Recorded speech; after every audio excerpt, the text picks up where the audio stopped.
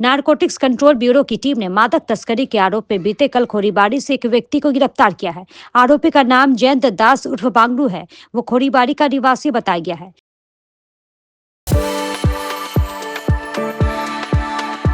We are the dreamers, the achievers, and the leaders. Come, join us today. मिली जानकारी के अनुसार 10 अगस्त 2024 को narcotics control bureau की team ने 417 ग्राम हेरोइन के साथ खोरीबाड़ी से जीतू बर्मन को गिरफ्तार किया था। इसके बाद आरोपी को रिमांड पर लिया गया, लेकिन पूछताछ के दौरान टीम को कोई खास सफलता नहीं मिली, जिसके बाद आरोपी जीतू बर्मन के मोबाइल फोन एवं सोशल मीडिया चैट खंगाला गया। इस दौरान एनसीबी को जयंत दास का सुराग मिला। टीम को पता चला कि जयंत दास उर्फ बांगलू मादक कारोबार का मास्टरमाइंड है, जिसके बाद बीते कल आरोपी जयंत दास को गिरफ्तार कर लिया गया।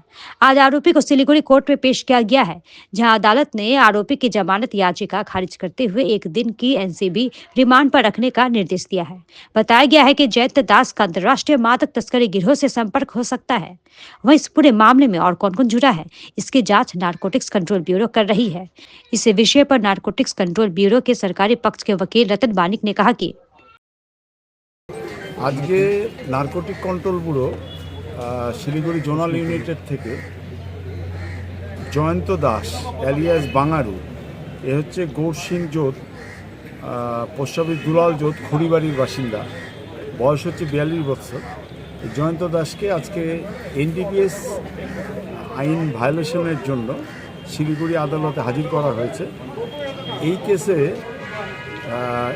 417 গ্রাম হেরোইন উদ্ধার হয়েছিল জিতু বর্মন নামে এক ব্যক্তির কাছ থেকে। এই জিতু বর্মনও হলো খড়িবাড়ির বাসিন্দা।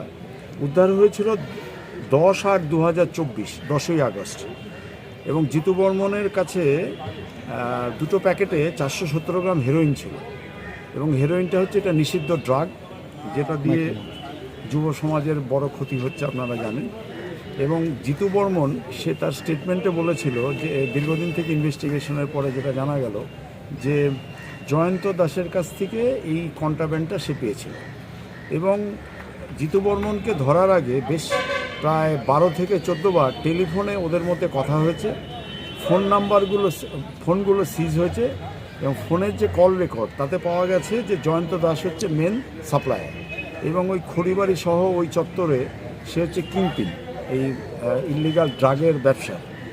তারপরে গোপন সূত্রে খবরের ভিত্তিতে জয়ন্ত দাস গতকাল যখন নাকি মাঝেও পালিয়েছিল, যখন ও বাড়িতে আসে, তো ওখানে জয়ন্ত দাসকে জিজ্ঞাসাবাদের জন্য যখন যাওয়া হয় তখন একটা ভিড় হয়ে যায়।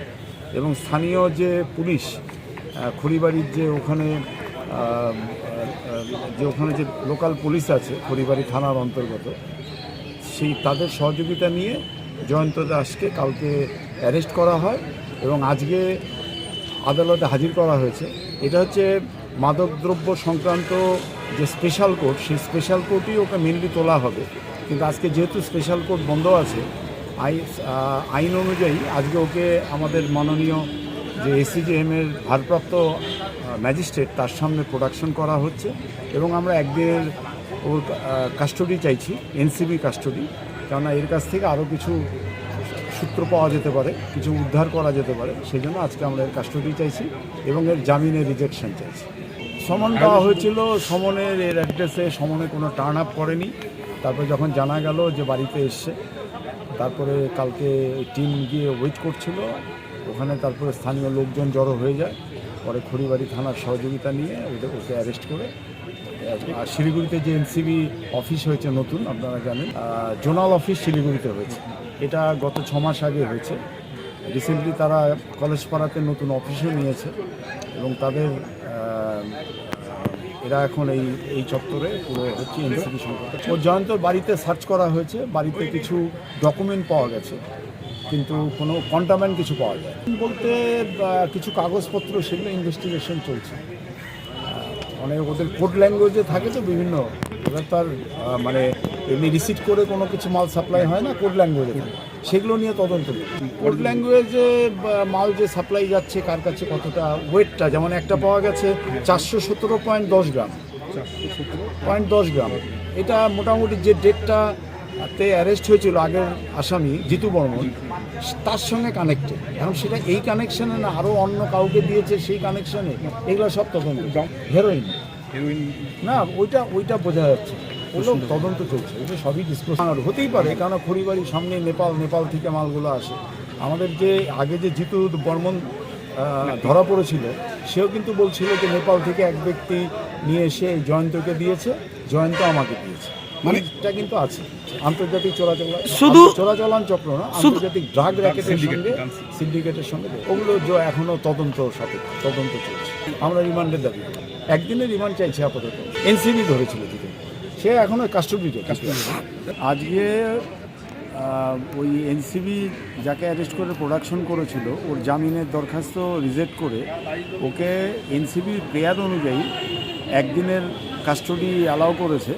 এখনও এনসিবি কাস্টডিতে চলে যাবে, সেখানে ফার্দার কোনো রিকভারি ফার্দার কিছু পাওয়া যায় কি না, তার জন্য ওকে কাস্টডিটা কোর্ট অ্যালাউ করেছে। আবার কালকে, আজকে কাস্টডি থাকবে, কালকে আবার ওকে প্রোডাকশন করা হবে শিলিগুড়ি আদালতে, স্পেশাল জাজ।